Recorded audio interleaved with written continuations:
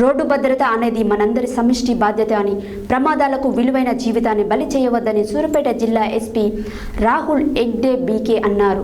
35వ road భద్రతా ఉత్సవాలలో భాగంగా శుక్రవారం సూర్యాపేట పబ్లిక్ క్లబ్లో జరిగిన ఆటో డ్రైవర్లకు అవగాహన కార్యక్రమంలో ఆయన ముఖ్య అతిథిగా విచ్చేసి మాట్లాడారు. 35వ రోడ్డు భద్రతా ఉత్సవాల్లో భాగంగా శుక్రవారం సూర్యాపేటలోని పబ్లిక్ క్లబ్లో జరిగిన ఆటో డ్రైవర్లకు అవగాహన కార్యక్రమానికి జిల్లా ఎస్పీ రాహుల్ హెగ్డే బీకే ముఖ్యమంత్రిగా హాజరై ఆటో డ్రైవర్లకు, వాహనదారులకు విలువైన సలహాలు, సూచనలు అందిస్తూ ట్రాఫిక్ నిబంధనలపై అవగాహన కల్పించారు.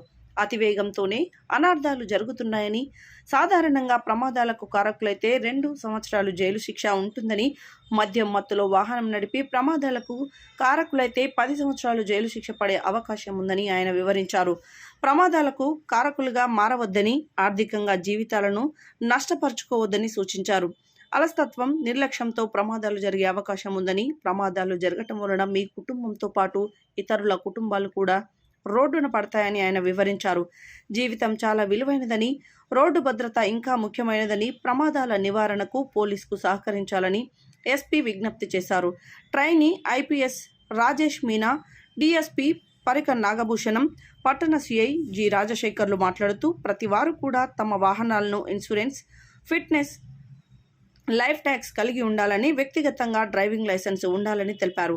హెల్మెట్ లేకపోవడం వల్ల తలకు తీవ్ర గాయాలై చనిపోయే సంఘటనలు ఎక్కువగా ఉన్నాయని వారన్నారు.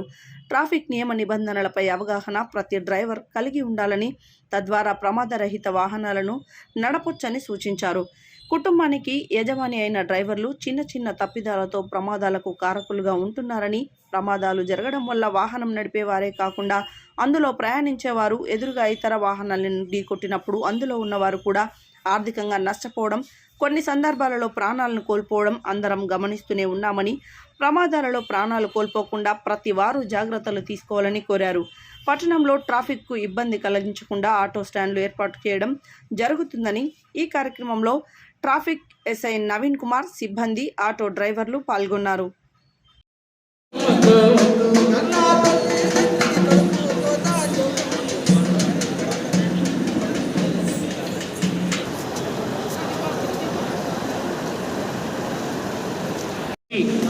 శ్రీ రాహుల్ హెగ్డే ఐపీఎస్ గారిని వేదిక మీదకి కప్పలతో ఆహ్వానం తెలియజేస్తుందిగా మనం.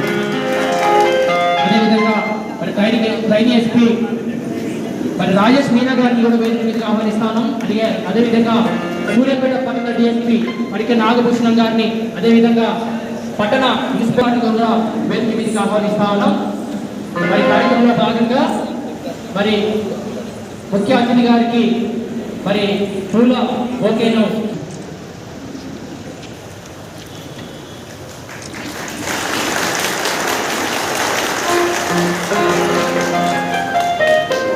రాజేష్ మీనా ఐపీఎస్ గారు కూడా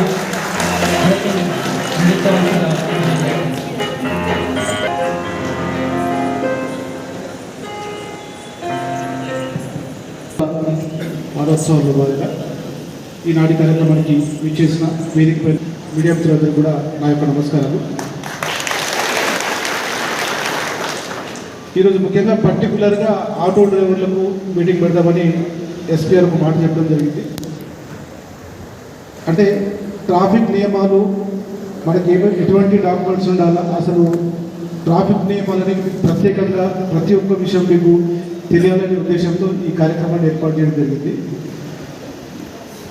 సరే, ఇప్పుడు విషయానికి వస్తే మనం ఇప్పుడు డ్రైవింగ్ చేస్తున్న రోజు మన ప్రొఫెషన్లో భాగంగా డ్రైవింగ్ చేయాలంటే అసలు ఏ అర్హతలు ఉండాలా, మనం నడిపే వెహికల్కు ఎటువంటి డాక్యుమెంట్స్ ఉండాలనేది తెలుసుకుంటే, ఫస్ట్ ఆఫ్ ఆల్ డ్రైవింగ్ చేయాలంటే కంపల్సరీగా 18 సంవత్సరాల వయస్సు పైబడి ఉండాలి. 18 సంవత్సరాల వయస్సు పైబడి ఉండాలి. అదేవిధంగా ప్రతి ఒక్కరు కూడా డ్రైవింగ్ లైసెన్స్ అనేది కంపల్సరీగా కలిగి ఉండాలి.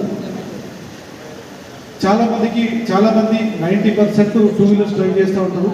మీది పర్టికులర్గా ఆటోలు కాబట్టి 2 వీలర్కి ఎటువంటి లైసెన్స్ ఉండాలా, ఆటో నడపాలంటే ఎటువంటి లైసెన్స్ ఉండాలని కూడా తెలుసుకుని ఉండాలి. 2 వీలర్ లైసెన్స్ అయితే మనకు మోటార్ సైకిల్ విత్ గేర్ అనేది వస్తుంది.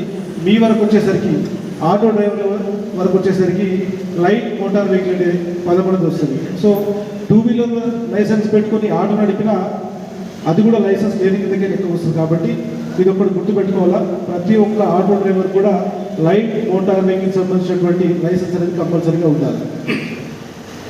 ఇది వ్యక్తికి సంబంధించిన విషయం. వ్యక్తి ఒక వాహనం నడపాలనుకున్నప్పుడు వాహనానికి ఎటువంటి డాక్యుమెంట్స్ ఉండాలి. మీరు ఆటో నడుపుతున్నారు కాబట్టి ఆటోకు రిజిస్ట్రేషన్ సర్టిఫికేట్ అనేది ప్రాపర్గా ఉండాలి. రిజిస్ట్రేషన్ నంబరు, దాని కార్డు ఉండాలా. ఆటోకు ముందున్న వెనకాల కూడా కంపల్సరీగా ఆ నంబర్ అనేది క్లియర్గా కనిపించే విధంగా ఉండాలి. అందరికీ పోలీస్ శాఖ తరఫున స్వాగతం, సుస్వాగతం. మిత్రులారా, మా యొక్క ఈ సభ యొక్క ఉద్దేశం మీ యొక్క భద్రతే మా లక్ష్యం.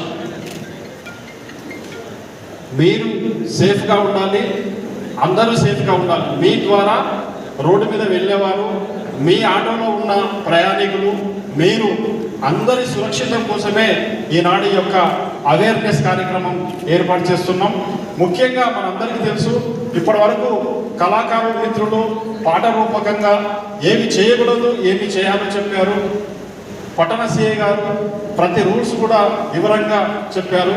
నా వంతుగా నేను ఒక చిన్న విషయాలు మీకు తెలియజేసి ముగిస్తాను. ఆటో డ్రైవర్లు మీరందరూ కూడా ఈఎంఐని కొన్నారు, అవునా కాదా? ఈఎంఐ లోన్ పెట్టి కొన్నారు, అవునా కాదా? సో మీకు ఏదైనా ప్రమాదం జరిగితే ఈఎంఐ ఆగిపోదా? మీకు కాకుండా మీ ఆటో ద్వారా ఎవరికైనా ప్రమాదం జరిగితే పోలీస్ స్టేషన్ రాకొద్దు, ఇక్కడే సెటిల్మెంట్ అంటాడు. హాస్పిటల్ ఖర్చులు భరించమంటే మనకు సిలుము కొట్టడం అంటే తుప్పబడుతుంది. ఎవరికైనా ఆశ కొద్దిగా ఉండాలి, అత్యాశ ఉంటే అదే దురాశ దుఃఖానికి చెట్టని మనం చిన్నపిల్లలకు పాఠాలు నేర్పిస్తాం.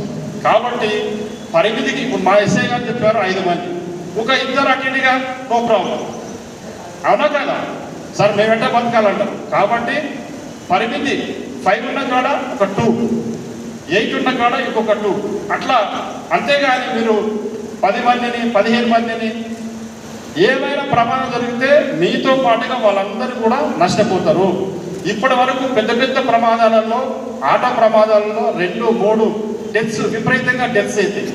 ఎప్పుడైతే డ్రైవర్ సీట్ పక్కన అటు ఇటు కూర్చుంటారో నీకు స్టీరింగ్ ఫ్రీ మూమెంట్ ఉండదు. సో నీకు ఏదైనా వెహికల్ వచ్చినప్పుడు నువ్వు తప్పిద్దామంటే స్టీరింగ్ టైట్ అయిపోతుంది. ఎందుకు? నీ పక్కన అటు ఇటు కూర్చుంటారు కాబట్టి. ఎప్పటికైనా గుర్తుపెట్టుకోండి, డ్రైవర్ పక్కన కూర్చోవటం నిషిద్ధం. 2 కూర్చున్నప్పుడు నీకు స్టీరింగ్ టైట్ అయిపోతుంది, ఫ్రీ మూమెంట్ ఉండదు, డ్రైవర్కి ఇన్కన్వీనియంట్ ఉంటుంది, వెళ్ళిపోతారు. బట్ ఎక్కువ టైము రోడ్ పైన ఉండడము ట్రాఫిక్ పోలీసు, మీరు అందరూ ఆటో డ్రైవర్స్. సో దీనికోసం మీకు ఈ రోడ్ సేఫ్టీ గురించి చెప్పడము చాలా ఇంపార్టెంట్.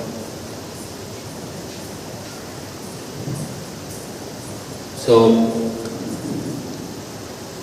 ఆల్రెడీ చాలా అఫెన్సెస్ చెప్పారు, కొన్ని ప్రాక్టికల్ విషయం చెప్తాను. ఈ యాక్సిడెంట్ అయ్యే వరకు, ఏమైనా ఇబ్బంది వచ్చే వరకు ఎవరు కూడా ఇన్సూరెన్స్ గురించి కానీ వేరే ఆస్పెక్ట్స్ గురించి కానీ లైసెన్స్ గురించి కానీ ఆలోచించరు. చాలాసారి యాక్సిడెంట్స్ అయిన తర్వాత దాని కాన్సిక్వెన్స్ వచ్చినప్పుడు పోలీస్ స్టేషన్కి వస్తారు. అప్పుడు అనుకుంటారు ఒక 1000 రూపీస్ 2000 రూపీస్ స్పెండ్ చేసి ఒక ఇన్సూరెన్స్ తీసుకొని ఉంటే ఎంత మంచిగా ఉంటుంది. ఇప్పుడు అవతల వాళ్ళకి ఏమైతే కూడా మొత్తం ఎవరో డ్రైవర్ ఉంటారు వాళ్ళ పాకెట్ నుంచి పోతుంది. సో ఈ యాక్సిడెంట్స్ అయినప్పుడు మనం ఓన్లీ యాక్సిడెంట్స్ చూస్తాం కాబట్టి యాక్సిడెంట్ అయినప్పుడు అట్లా అనుకుంటారు, సార్ ఇప్పుడేమన్నా చేయించొచ్చా. ఒకసారి యాక్సిడెంట్ అని అయిన తర్వాత మళ్ళీ ఎవరేం చేయలేరు. మీ వెహికల్ కూడా కాంపన్సేషన్ వస్తుంది, అట్లనే అవతల వాళ్ళకి ఏమైనా అయితే మళ్ళీ మీకేమైనా అయితే దానికి కూడా ఖర్చుకి కూడా ఇన్సూరెన్స్తో వస్తుంది. డ్రైవింగ్ లైసెన్స్ కూడా చాలామంది దగ్గర ఉండదు, దానికి ప్రాసెస్ కూడా అంత కాంప్లికేటెడ్గా ఏమి ఉండదు. అందరికి కూడా డ్రైవింగ్ వస్తుంటుంది, ఆల్రెడీ రోడ్ పైన బండి నడిపిస్తుంటారు. ఆ డ్రైవింగ్ టెస్ట్ క్లియర్ చేయడము అంత పెద్ద కఠినమైన విషయం ఏం కాదు.